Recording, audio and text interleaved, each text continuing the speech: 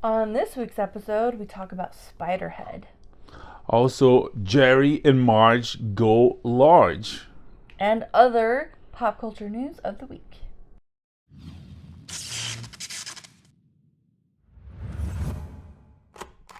So, this week we got to watch a new Netflix film called Spiderhead. It's based on a short story from The New Yorker, originally published in The New Yorker, and I thought it was pretty cool. Yeah, it's all fiction, starring Chris Hemsworth, Yep. Miles Teller. Anyone else? Those are the big names and the big roles. There were other familiar faces, but I don't remember who else. Those And are it's a sorry, it's a sci-fi. As she says, based on a short story, and the premise from the trailer is did you see the trailer? I don't remember the trailer. I think we just dove right in. Huh. Yeah, that's right. Yeah. I didn't see the trailer. But we assume that trailer. Yeah. It's from the synopsis. It's about a prison. Very different prison. Yeah, so at this prison, they're basically conducting pharmaceutical trials. That we don't know. What? From the trailer? From the trailer? From the synopsis? Let me see the synopsis so we can Double check. So we're not trying to find spoil the base. this, right? No. Okay. Long story short. What's it called? Spiderhead? Spiderhead, yeah.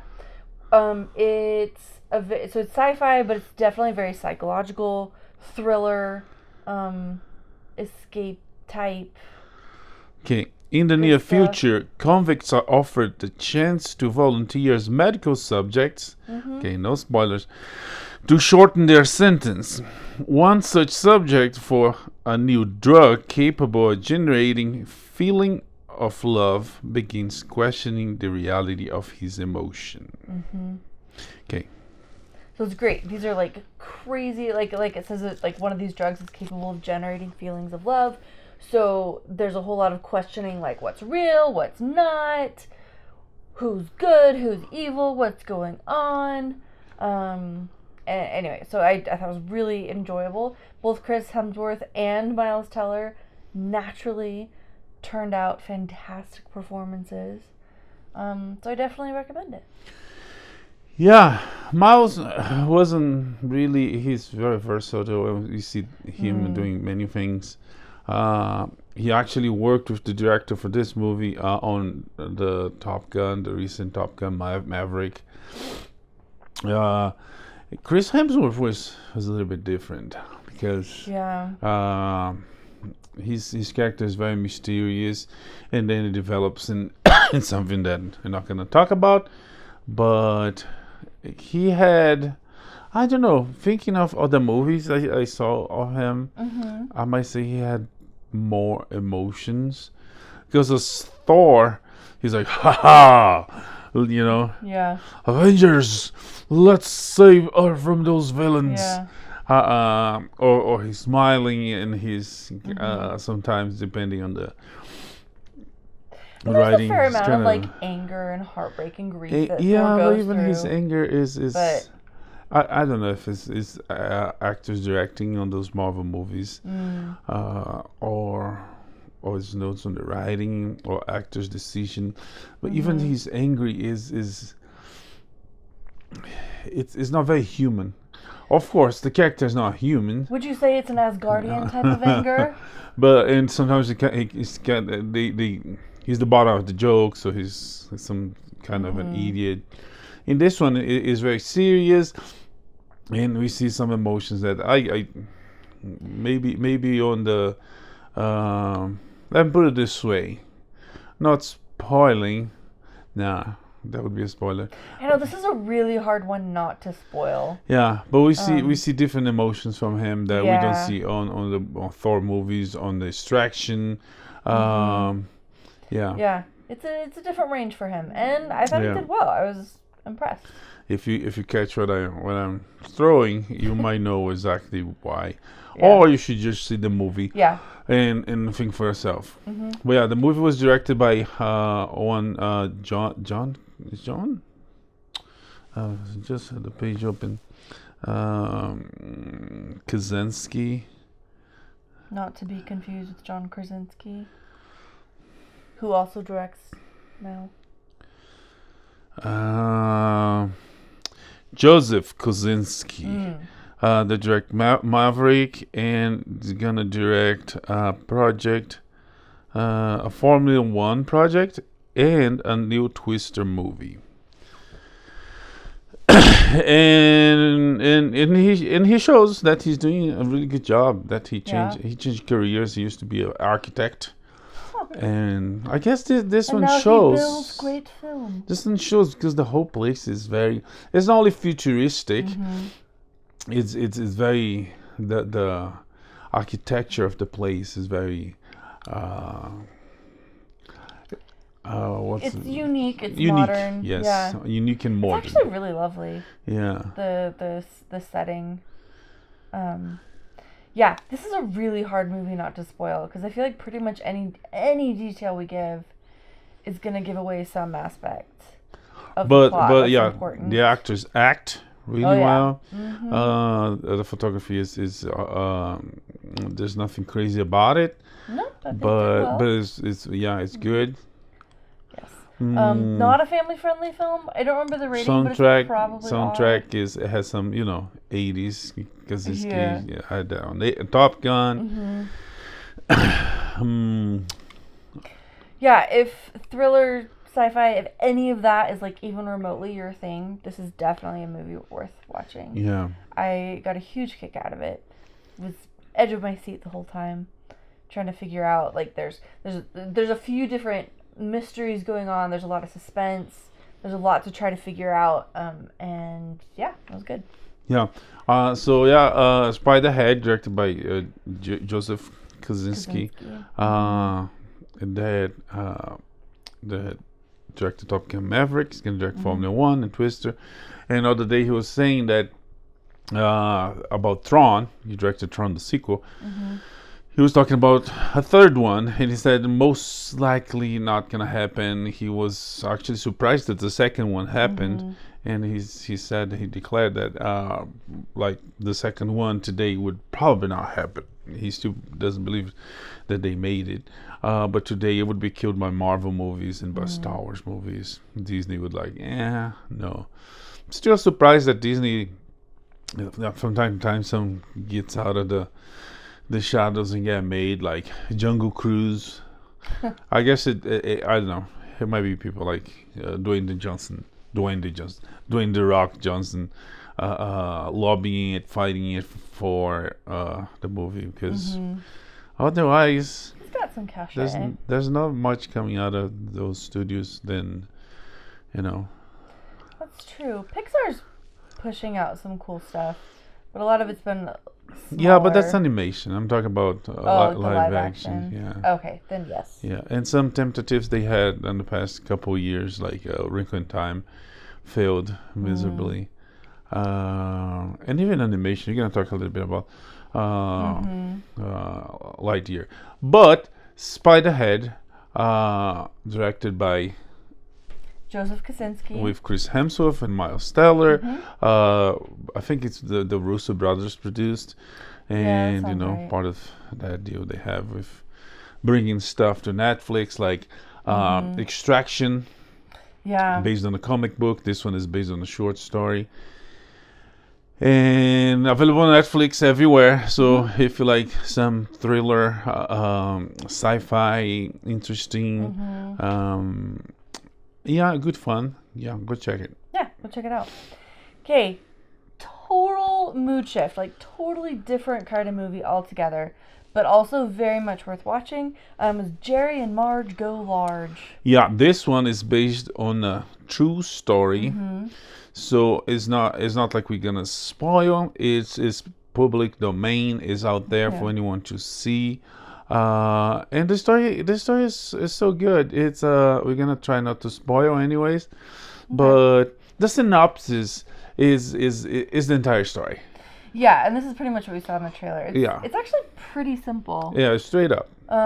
So Jerry, played by the wonderful Bryan Cranston, is retiring. He's a sweet guy. He worked for many years for this cereal company. Yeah.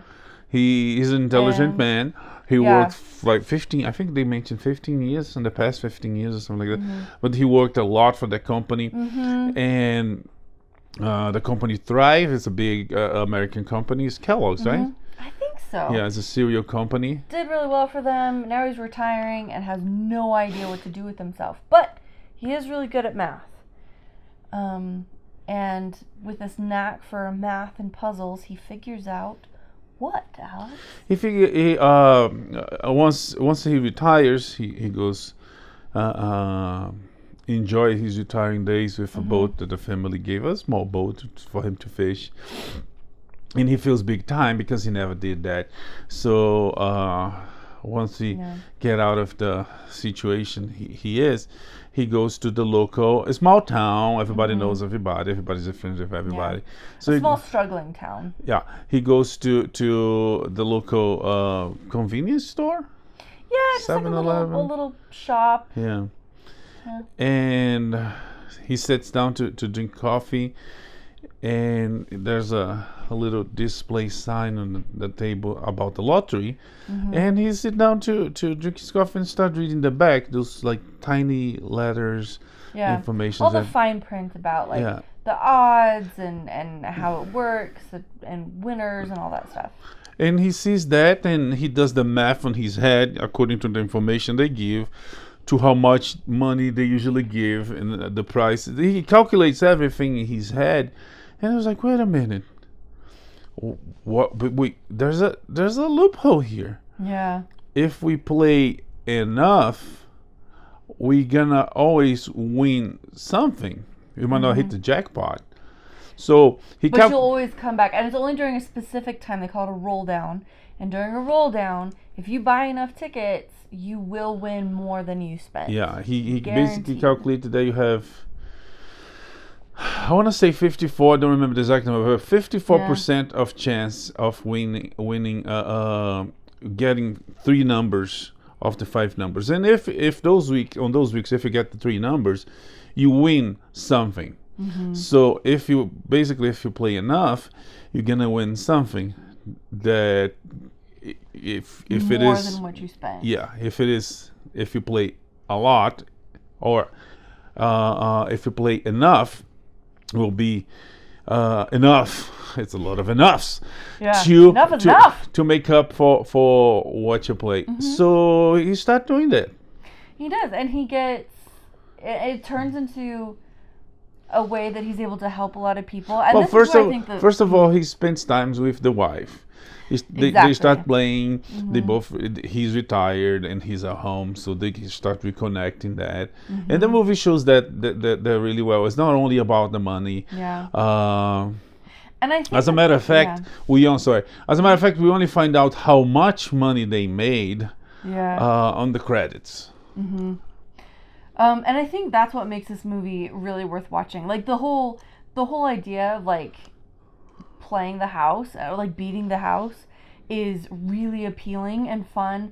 Rainn Wilson shows up in a very comedic role. There's a great antagonist who's like just the most annoying little person ever. And you just want them to lose so bad. So there's a lot of like fun narrative things happening. But what really gives the movie heart and soul is the relationships, and how as he retired at the beginning of the movie with his retirement, he and his wife are talking about like we finally get to be together, but how do we even be together anymore? Like, I don't know how. And so they've got to figure out their relationship all over again. And then also like his relationship with his kids, with the town. So there's a lot of like great like personal stories happening that I think make the film. It's not just like a fun heist or gambling movie. Like it's just a really sweet, story. Yeah, it is there's something about the American dream there, not only helping Yes. his family and his community, but the potential he had. It's like he was working on a cereal company and he was doing his best, and he was probably the best at what he did. But there's some scenes that show how smart he is and how he calculated all that. That he had potential to do great things, like he did. He saved the town. He saved the family, and he was happy before, and he was happy doing this, and he was happy after. But it shows how if people are, if they have proper opportunities, some people have potential to do, amazing things, and they do. He does with the help of the family, and with his friends, and it's funny.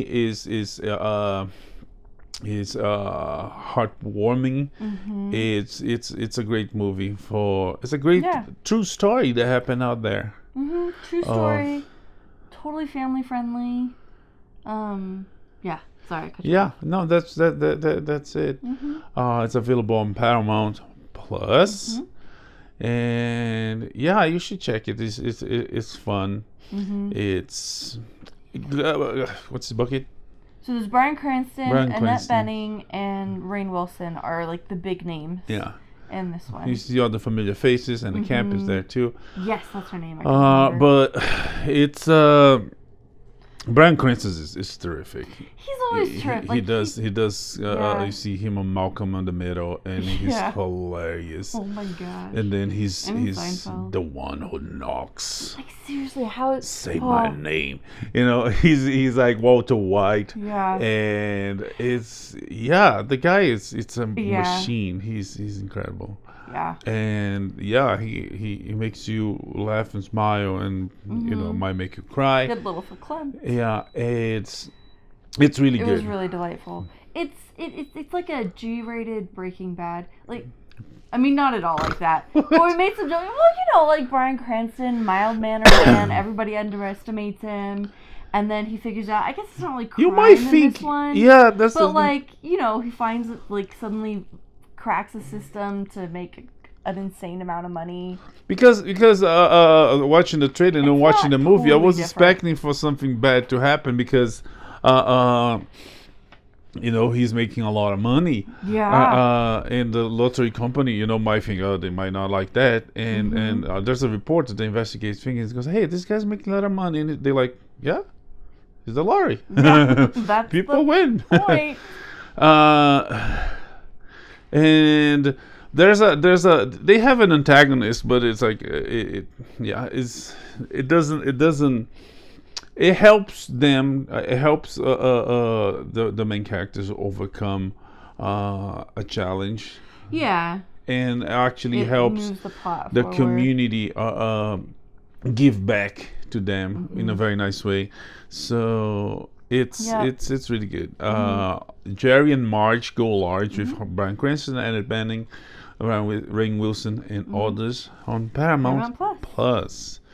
Paramount Plus, that was on the news this week, claiming, first of all, they seem to be finally getting a place in the streaming wars with this movie and several other really good movies from the theaters and exclusive. I think this one is exclusive. I think so. And it shows. We just finished The Offer. We're gonna talk a little bit about it. Not to mention Star Trek. I know a lot of people who are paying for it purely because they have all of Star Trek, including some really great new. Yeah, but that was before. Star Trek was since they created the service, was something that attracted people right away. Now they're attracting all sorts of people, and they're getting their spot in the streaming wars. But they announced that they will not change historical aspects or old concepts from movies. So they're not gonna cut or censor. Or put a sign parts of their films that like have not Disney, aged well. Like Disney, and that's great because have movies and people want to watch movies, and they said if you don't like it, don't watch it. So it's freedom of speech and freedom of choice. They make it. If you want to watch it, fine. If you're not, you can go watch the overcut stuff there's on Disney or whatever. Is Disney, have they actually cut any films? I know they have extensive warnings before films, but have they actually cut or censored anything yet? In general, maybe, I don't know. That's something that could be. I know that they did cut some stuff on Daredevil. When they got Daredevil from Netflix, they and the fans complained and they put it back. There was some issues with The Simpsons too, but yeah, generally speaking, that's something you could investigate if they're doing like in different regions and different cuts of the movie, because I know that the original versions of some Disney movies have been cut like throughout the years, and very few people notice. Like I think it's in Toy Story, there's a scene, there's Buzz Lightyear, and I think there's an American flag in the back, and they changed, and now there's a planet Earth flag. There's stuff that they've been cutting in many movies throughout the years. Yeah. Anyways, Paramount Plus is it's on the game now, and they have cool stuff, and we just finished The Offer. Yeah, so this is a really cool series about the making of The Godfather, starring Miles Teller, who's having a incredible year. Between this, someone else was having and Top Gun. Someone else is having an incredible year is Juno Temple. She was on The Offer, and she's on Ted Lasso. And she was just announced for something. Oh yeah? Yeah, I can't remember something. Oh, good for her. Yeah, so because she's a bit of a scene stealer, like in the best possible way. She's very captivating, and so far has played like really interesting, compelling characters. I thought so. Anyway. Yeah, The Offer is also a true story. Is based on a book by Al Ruddy, the main character of the book, the main character of the movie. He's the producer. Played by Miles Teller. He's the producer of The Godfather. So the story is about the production, the making of The Godfather. Yeah. It's such a cool story, and I think they did a great job making the film. I haven't we didn't really fact check a whole lot of this stuff, so I'm sure there were things that were, as typically happens when a true story is turned into a series or a film, things get condensed, things get dramatized. So I'm sure that happened here, but still, it was so cool. They did a great job with so many references to the Easter egg references to The Godfather, a lot of musical references to it, a great cast. And yeah, the story itself is just really compelling, like how hard they had to work to make this film and how close it came to not being made, like right up until the final cut went out to theaters. Like it was just always on the verge of just not happening. Also the mob got involved big time. It's such a cool story, and they did a great job telling it. Yeah, it's super well cast. It's super well produced. It's beautifully photographed, and if you like The Godfather, if you're human, if you like how to make historical movies about making movies, it's fun. It's entertaining, and it's definitely something to watch. Yeah, and I had a really good time with it. We spend a lot of time on screen with Francis Ford Coppola. You get to see, was it Gordon Willis? Gordon Willis. Yeah, the cinematographer, and you get to appreciate some of their work behind the scenes and their decisions. Al Pacino shows up. Not Al Pacino, somebody playing Al Pacino, playing Michael Corleone. You just got to see it. Yeah. It's really well done. The Offer is available on Paramount Plus, and many other cool things. But this one, if you're a Godfather fan, it's a must-see, especially of Godfather being 50 years this year. This is one of those shows, like, even though I watched Godfather for the first time fairly recently, after watching The Offer, and really the whole time we were watching it, I was like, man, I just need to go see this movie again. And read the book. And listen to the soundtrack. Like, just so good. Should we go back to Disney? Yes. Talking about news of the week. Oh, did you want to talk about Kenobi? Oh, yeah. Let's talk about Kenobi. So, also, we saw yesterday, the last chapter of the Obi-Wan Kenobi show at Disney Plus. And the damage done throughout the series, that considered, and good. I would agree. And this last episode in particular, I think the worst thing about this series, and we talked about this as we were watching, was just the timing of it. There's a lot of wasted time in the first few episodes, which meant that in these last couple, there was just way too much that had to get resolved. That said, a lot happened in this last episode, and it was great. I cried. It was emotional. It had a lot of that George Lucas poetry thing, like how his films rhyme with each other, and like there's moments in the saga where you have like parallelism and foreshadowing and whatever the opposite of foreshadowing is, like when you're referencing the past. There was some really beautiful stuff happening, and they ended it well. Yeah, it's again, it creates continuity problems to the next movie, to the movie before. But it had some stuff that and that's the thing about a series. Disney has that problem of making series lately, and we noticed that in the Marvel shows that they making short. They claim it's a 6-hour movie. No, it's not. Yeah. None of them are, and it's like not. It teases a little bit in the beginning. Nothing happened much. It takes a little bit, to catch up. And then when they finally catch up, it's like you have to hurry up because it's about to end.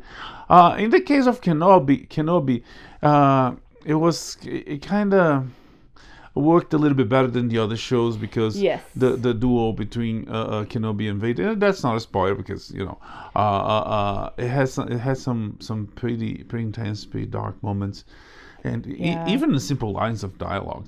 Let me just interject here to say, like, we stan Hayden Christensen and his portrayal, like what he did in this series, especially this last episode, was just wonderful. Yeah, so there's the good things there, but it's like it's surrounded by useless plots, useless characters, problems with continuity. Yeah. That if they had made a movie, and in a movie, usually you can't go beyond 2 hours. So they're gonna eliminate a lot of stuff that it's like, oh no this. So it probably would work better. But in the end, it was fun. It was good. There's talks about making more. I hope they don't. I hope they don't either. And they I love the character, but it's no. There's dialogue in this last episode that I feel like ended it. And I think they need to respect that and move on. And if you want to make more Star Wars shows, who am I to stand in your way? But let's make Star Wars, if we need more Star Wars content, like, let's do it about, like, some other people. And that's some other parts, like... and that's the thing. Kathleen Kennedy said that they're gonna move forward. They're gonna do things from the future, from the point of the sequels beyond. And this might be... it's not bad if it is. This might be the last of the original series being connected to the prequels, and that's okay. We saw stuff. The show ends, and it's not a spoiler because how Obi-Wan ends. You saw episode 4 of the trilogy of the saga. and this show ends in the same kind of time, sentiment, feeling, and things going on as the third part of the prequel trilogy end. Yeah. And it gave you the same feelings it gave there. It was like, it was kind of sad and lonely, you know. But also with hope. So it is basically the same, and I was like Leia and Luke and Obi-Wan. But in addition, there's something that they do in the show that Lucas said he would do it. It was planned to do it. People were hired to do it, but they didn't do it. So that was a good thing. So if anything, with the thing that should be done, it was done. But there's a lot of other things that they shouldn't be doing. They did in the show. It's enough. It's done. Let's move on. Yeah. Because we know how the story, not only how the story ends, but how the story will move beyond that. Yeah. It's already been written, and the way they did it was like such a perfect way to like fill in this chapter, but also like just wrap it up. It's all wrapped up really nicely. Yeah. Beautiful package. And if I was they tying a bow, like it's good. And if they go try to do more and dig more, they're gonna end up. They already messed up the continuity big time. If they try to do more, they're gonna show what Obi-Wan training Luke. No, they almost met for the first time on episode 4. So he cannot show up and train him. Yeah. You know. So yeah. Yeah. It's done. It was good. Besides the problems, and yeah. Yeah, so if you haven't seen it yet, it's worth a watch. It's worth a watch. Yeah. Disney Plus. Obi-Wan Kenobi on Disney Plus. All right, that's pretty much what we saw this week. Let's check in with the box office. Okay, about Disney in the box office. You know, to infinity and beyond. No. Oh, Lightyear flopped. Yeah. It had a bad first weekend, and it wasn't only bad. It lost to Jurassic World, which is not bad. Jurassic World was a good movie. Yeah. But it lost to Jurassic World on Jurassic World's second week, which isn't fantastic. Which not only says good things about Jurassic World, but say bad things about Lightyear. And not only that, Top Gun came in third place. Like, it came this close to beat Lightyear too. So Lightyear was almost third. So projections and money involved, it was like, you know, yeah, I don't think there was very much hype about this, despite there being like tons of merchandise showing up in Walmart and things like this. At our theater, Jurassic World is still on the IMAX screen, and Lightyear was being shown off to the side. In different screens, two or three, but it's still... But yeah, it just wasn't... I mean, it's up against such big summer blockbuster films, and it's not really a story that anybody asked for. As much as I enjoyed it, yeah, I'm not super surprised that there was I mean, besides the fact that it wasn't a story that nobody asked for, and it was like, I wonder how someone pitched, hey, let's make a movie about Buzz Lightyear. It's like, oh, okay. He's like a spin-off for a toy. No, like a prequel. And there's like theories how Lightyear was not a movie and it was Andy's father, and there's this whole thing. But the whole the flop of the movie came not only because it went against other movies, because that happens all the time. Top Gun was like, coming hard and winning the box office every weekend. And then came Jurassic World. On the first weekend, it won. On the second weekend, I guess it won again. Next week, it might not, because there's Elvis coming. I don't know if Elvis is gonna take that much of the box office. But there was essential problems with the marketing, from the story, from the casting. People just like the fact that Chris Evans was involved. There was the whole gay things on the movie. They could not premiere in China. They could not premiere in Saudi Arabia. And conservative media here in the U.S. made a huge deal over this, and so there was already a lot of hype against the film. Yeah, so that was the whole go woke, go broke, and it proved to be right in this case, because it was not only the fact that they had the scene, but the fact that it's kind of a shadow market. They marketed that they would have the scene, and people hating it. But nobody saw the scene yet. How people hating it? So they throw. It's like the internet when someone writes something like, "Look, everybody is loving this." It's like, hey, I'm not everybody. So it's the kind of marketing that Disney threw. It all happened after the whole Florida, Florida parental law. That what happened was the scene was scratched from the movie. And once the governor of Florida decided to cut some tax breaks that Disney had for having a property special tax exemption, and because Disney was against a law that it was passed on the state, so Disney said, okay, we're gonna put this in back on Lightyear. Like for external reasons. So they took a fight. They decided to die on a hill. And I really don't understand why, like, this, of all the hills that Disney could be on, why they're sticking so hard to this. Because there was, like, the whole controversy with Mulan, where they, like, filmed in an area where, like, genocide is being committed. Like, there's just been so many other issues and so many opportunities to stand up for, like, human rights. And I don't know. Yeah, it's just weird to me. It's that they cave in so many ways. So I don't get it. And we don't know the politics inside the company, or with the company, but they decided to go for that route, and the movie failed.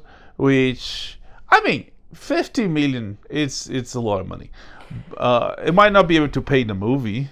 That's when a movie flops, when the movie makes less than the projection, and the projection is, if it costs something, we should make more to pay the movie, to profit from the movie, and maybe kickstart a franchise.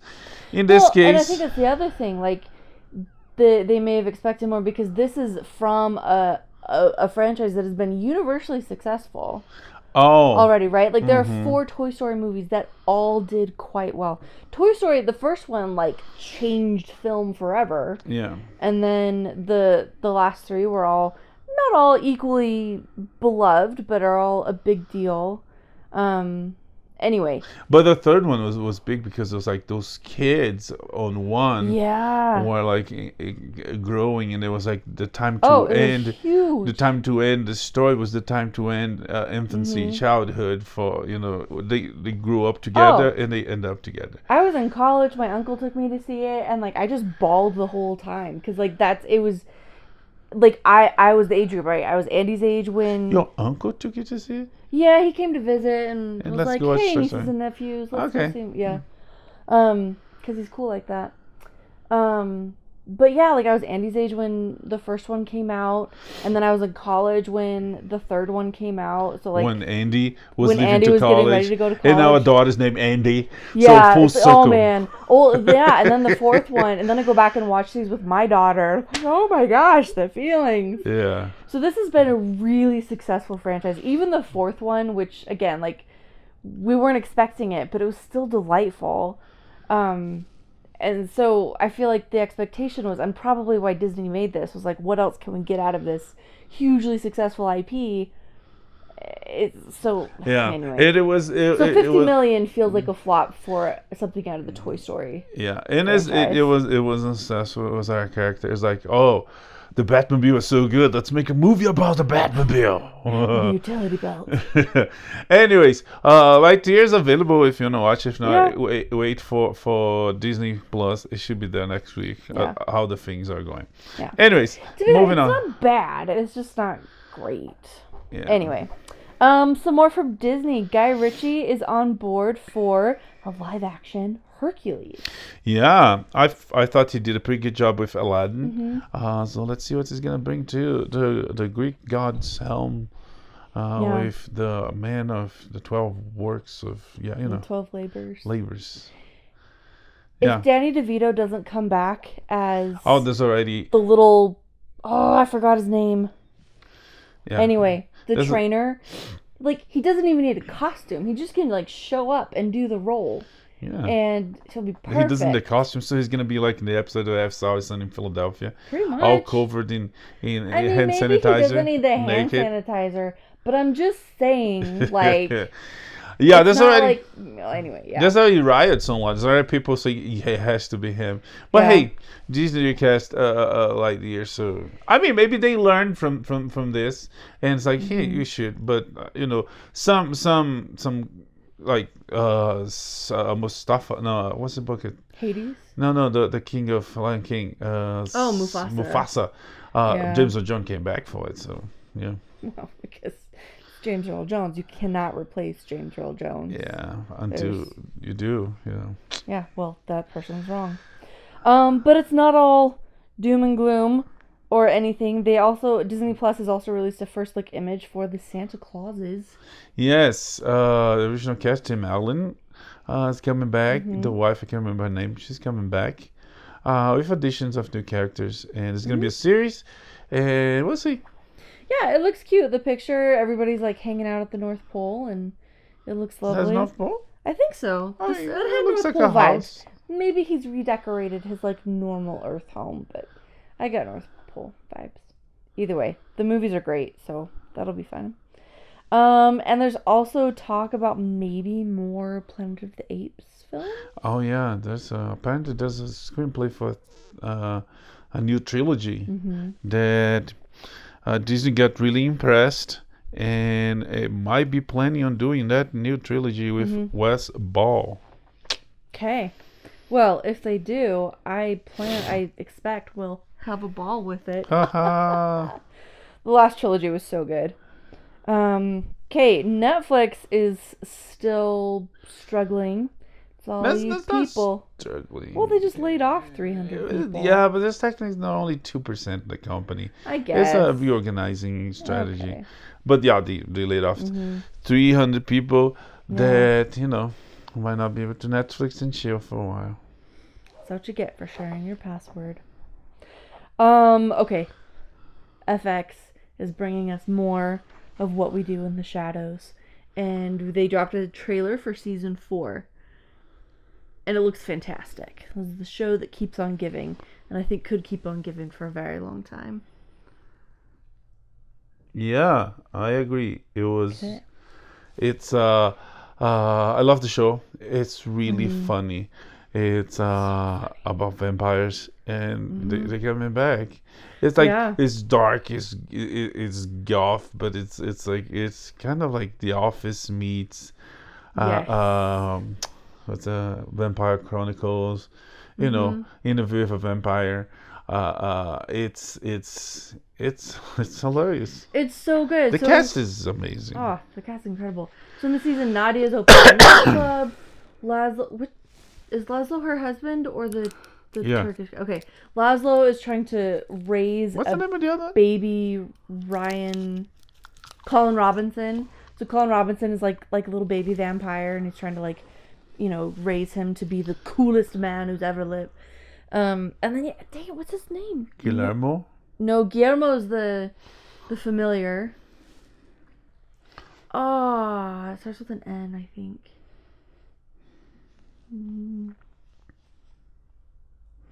Anyway, he's just looking for love. Is all he needs. Nandor, yeah, he's just looking for love.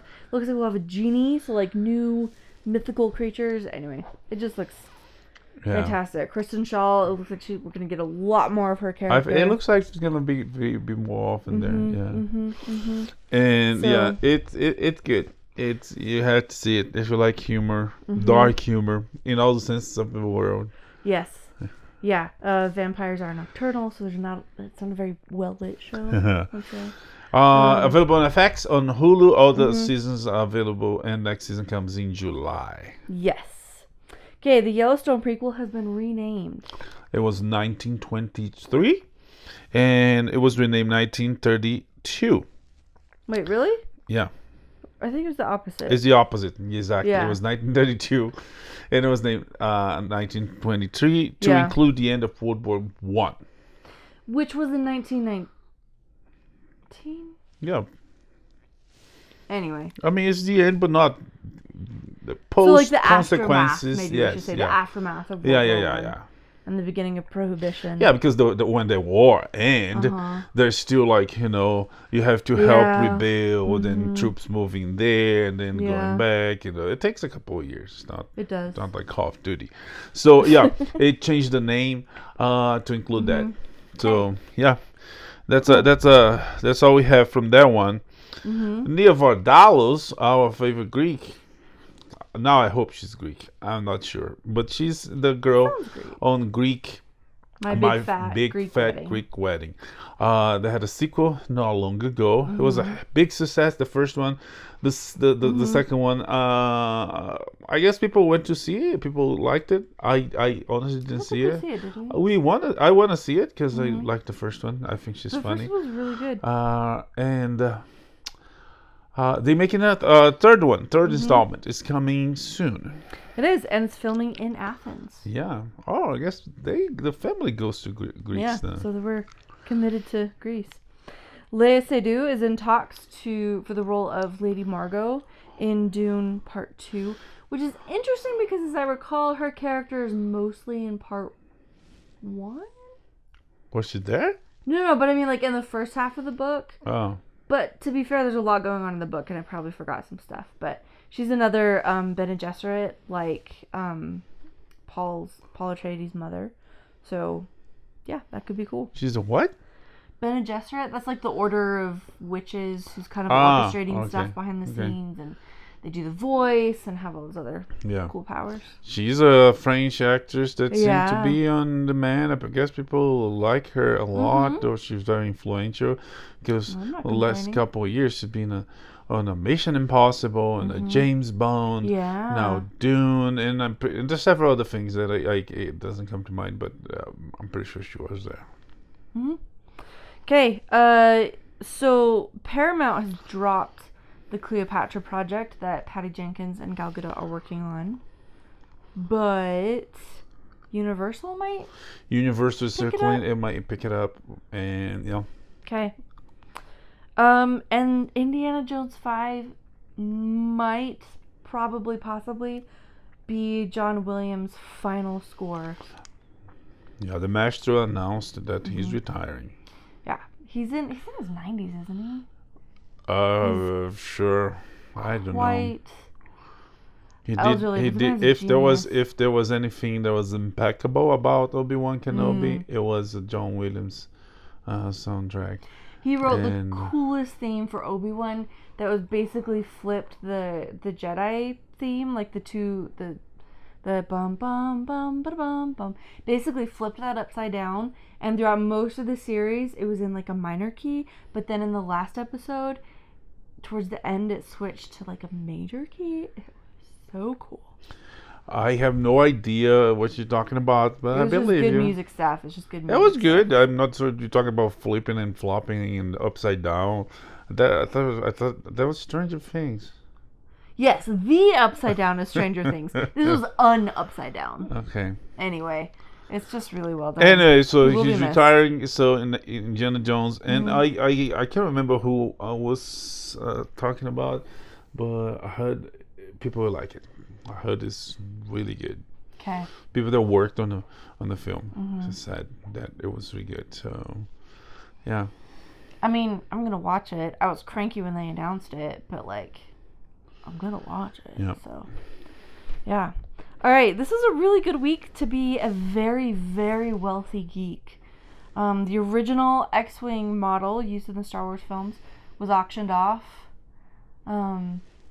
As well as some original Batman cover art. Yeah, X-Wing model used in the movie was auctioned by $2.3 million. And original Batman cover art. And there's the cover of The Dark Knight Returns It's a classic one. If you never saw the book, you probably saw the cover.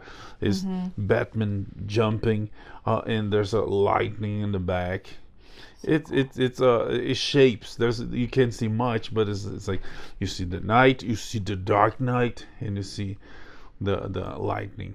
That one was taken home by 2.4 million. And just edged me out. I mean, if he edged you out for 2.4, you could get the X-Wing for 2.3. That's what I'm saying, but I dropped out at 2.2. That was my limit, and they just kept going. So yeah. Oh wow. Yeah, but yeah, that's great. Someone that took it home. Those pieces of art. Yeah. Someone pointed out on, I can't remember which social media platform because I spend too much time on all of them, but I've seen this circulate a few times where it says like you can't tell somebody that a career in the arts is not a worthwhile path to follow and then turn around and consume art. Like we talk about it in terms of entertainment, and a lot of these things get made fun of or looked down on, but like this is all art that helps us to it makes our lives better. The music, the comic books, the stories, the films, all of this makes our lives better, and it's all art. And we're really fortunate to live at a time where we can enjoy it to the extent that we do. Maybe not to the extent of spending a couple $1 million on like buying the actual artifacts. That's relative, because $2.4 million, that might be much for many people, but for some people it might be like lunch money. This is true. I wouldn't say lunch money. That would be a very expensive lunch. Yeah. But it's if I spend let's say 2% of a salary on books, comic books, 2%, 2.4 million, for Elon Musk, that's worth what, trillions, and there's also people that buy stuff like that as investment.